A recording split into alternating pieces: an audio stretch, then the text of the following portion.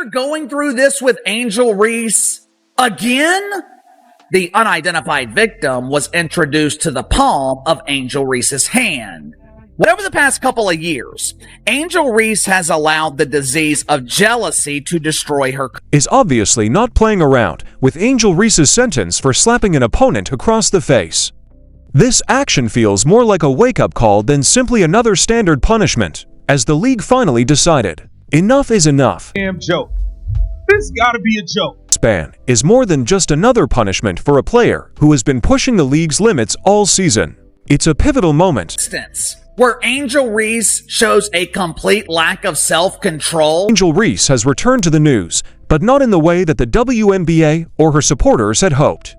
The Chicago Sky forward has been suspended indefinitely following yet another startling altercation. In court, Frustrated after missing another layup. As she was preparing to jog very slowly down the court in transition, she decided to take out her frustration on the face of one of the players for the Washington Mythical. It happened on June 17, 2025, during a game against the Washington Mystics. Knight is renowned for a slap that sent shockwaves through the league, not for her stat sheet. During the game, Angel Reese was doing what she does best. Missing layups. When Reese missed a layup during a tight juncture in the game, he became extremely irate and struck Mystics player Kiki Irvian in the face. What happened last night? That was inexcusable. Angel Reese was visibly... Fans at the arena and online were shocked by the deliberate, excessive, and, to be honest, unjustifiable slap. And social media was ablaze with some calling it a cheap shot and demanding severe punishments. Attention to yourself because of that. That can be problematic for you, especially when the comparison is going to be drawn to Caitlin Clark, who isn't doing such things. That might not be fair.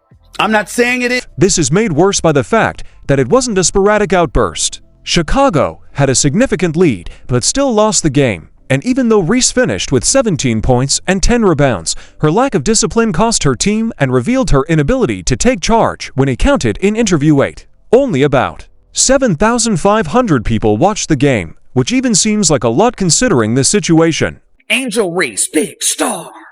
She played in an arena that was filled to less than 75% capacity. The announced attendance was around 75. Sea of empty seats told a story. For someone marketed as a rising WNBA star, Reese's inability to fill an arena speaks volumes. So I think it's time to finally, end the argument.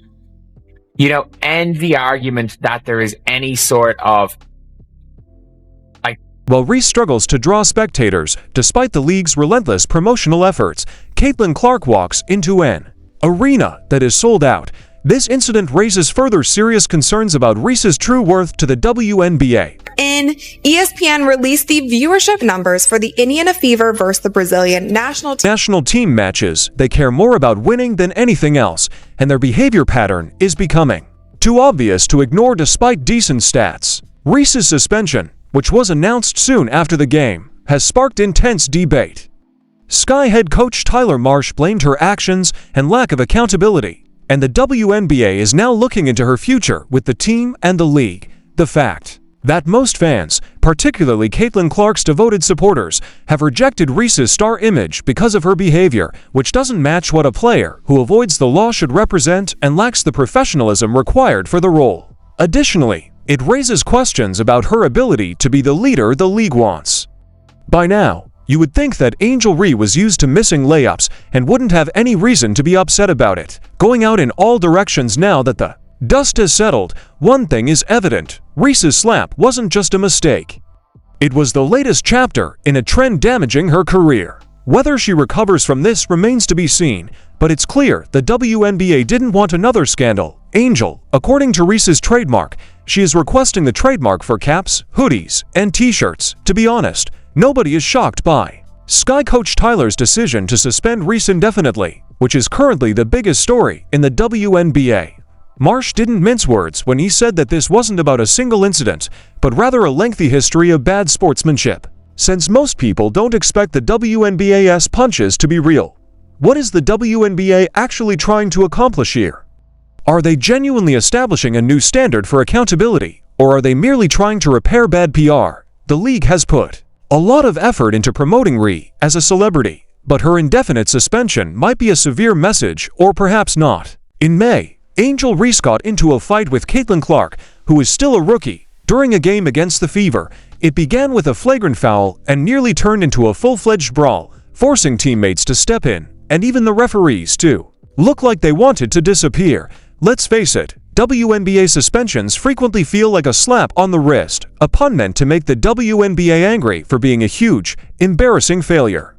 After a while, it just becomes normal. Then, on June 15th, she attacked once more, pushing Olivia Nelson-Oda after a hair-pulling tangle, getting yet another technical flag. Why is this happening twice this week? Reese's fury isn't just a passing incident. Reese frequently turns her frustrating times into headline-worthy outbursts, which raises serious concerns about her leadership. This is a recurring trend shared by all athletes. Truly lead when she consistently pulls her group into disarray. Angel, when Reese loses her temper, things get complicated. On paper, Reese's stats appear to be terrific.